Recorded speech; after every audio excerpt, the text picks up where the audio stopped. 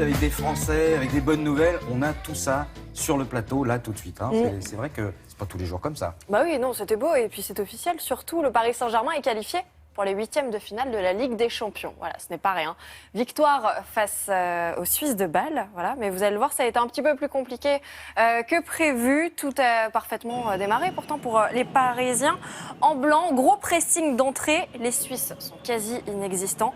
Mais les Parisiens ouvrent le score avant la pause. À l'origine, alors c'est une frappe non cadrée de Thomas Meunier. Vous allez la voir ici. Mais c'est le mollet de Blaise Matuidi qui se charge du reste. Voilà, 1-0. Malheureusement, c'est ce qu'on ne voulait pas voir. Et en même temps, la frappe est splendide. Les Suisses surprennent tout le monde en égalisant en fin de match. 1 partout. On se dirige vers le match nul quand soudain, magnifique reprise de Thomas Meunier. C'est beau, hein? C'est du 47, il chose du 47. Il paraît que c'est grâce à ça, vous m'avez dit, ouais. Grâce à sa grande godasse qu'il a pu mettre ce but. Et donc victoire des Parisiens, 2-1. Alors je vous le disais, les Français ont brillé hier soir en Ligue des Champions. Après Thomas Meunier, eh bien Antoine Griezmann, il a permis à lui tout seul d'envoyer l'Atlético Madrid directement en 8e de finale. Vous connaissez le nom de ce truc? Mais non, je ne sais pas, c'est du génie pour moi. Oui, ça, je sais pas. Bah, tiens, on demandera. Ouais, c'est un ciseau retourné un petit peu, voilà. Un ciseau retourné. Et il a marqué un doublé contre les Russes du FC Rostov. Voilà, après cette petite figure acrobatique. Il est en forme. Je vous rappelle qu'il a été élu meilleur joueur du championnat espagnol la semaine dernière. Il a été nominé pour le Ballon d'Or et il a encore prouvé l'étendue de son talent hier soir. Doublé donc en Ligue des Champions. Victoire de son équipe, 2-1.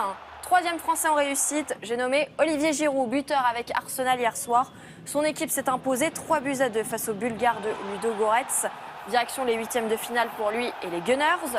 Et dernier résultat, Manchester City s'est vengé hier. Vous vous souvenez? Après la raclée infligée par le FC Barcelone. 4-0, ils avaient perdu. Exactement, 4-0. Et les hommes de Pep Guardiola se sont rattrapés en s'imposant 3-1 face au FC Barcelone. Et bien voilà, Et ce soir, il y a Lyon qui joue et Monaco aussi. On va voir si ce sera aussi joli. Maintenant, on va parler tennis, avec aussi de bonnes et de mauvaises nouvelles, les deux. Oui, c'est plus ou moins. C'est la suite du Masters 1000 de Paris. Donc, il y avait 4 Français sur les cours, 2 victoires, 2 défaites. Bon, voilà, c'est moyen. On va quand même commencer par une victoire, celle de Richard Gasquet, 19e mondial, qui a été opposé à l'Américain Steve Johnson. Donc, Richard Gasquet est en haut de l'écran, il est en noir. Donc, Steve Johnson est 33e mondial. Le deuxième set a été très accroché, mais Richard Gasquet s'impose 6-4. 7-6 après 1h55 de jeu. Et demain, il affrontera Jack Sock ou Dominic Thiem en 8e de finale. On saura ça aujourd'hui. L'autre victoire française est décrochée par Nicolas Mahut, c'est lui.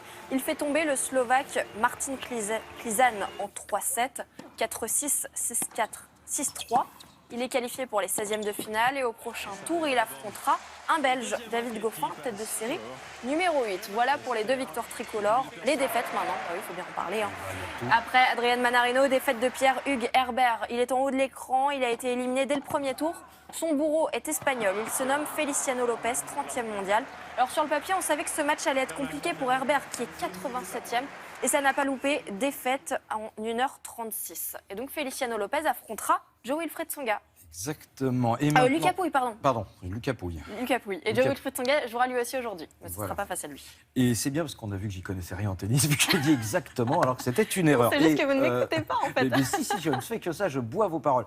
Le speed flying, oui, bien sûr, vous dites, qu'est-ce que c'est que le speed flying? On ne sait pas, mais Émilie adore le speed flying. Qu'est-ce que c'est que ce truc? J'aime bien, surtout que ce sont des images très impressionnantes. Je vous amène en Roumanie. Donc pour du speed flying, vous allez mieux comprendre en quoi cela consiste. Ce sont les bonshommes avec les petites... Oui, c'est une sorte de parapente, du parapente de vitesse. Donc là, on est en caméra embarquée avec Jamie Lee, un pilote néo-zélandais qui est spécialisé donc en speed flying.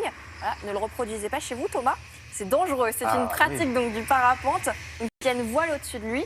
Et le principe, c'est de réaliser des vols au ras du sol. C'est un peu du parapente de vitesse, mais la voile est plus petite, ce qui permet d'aller plus vite et de manier plus facilement la voile. Mais c'est moins dangereux quand même que la combinaison où on a vu, il y a encore eu un mort récemment. Franchement, quand je vois ces images, je ne sais pas ce qui est le plus dangereux ou pas, mais oui, en tout cas, c'est impressionnant. Si, on va dire que c'est moins dangereux.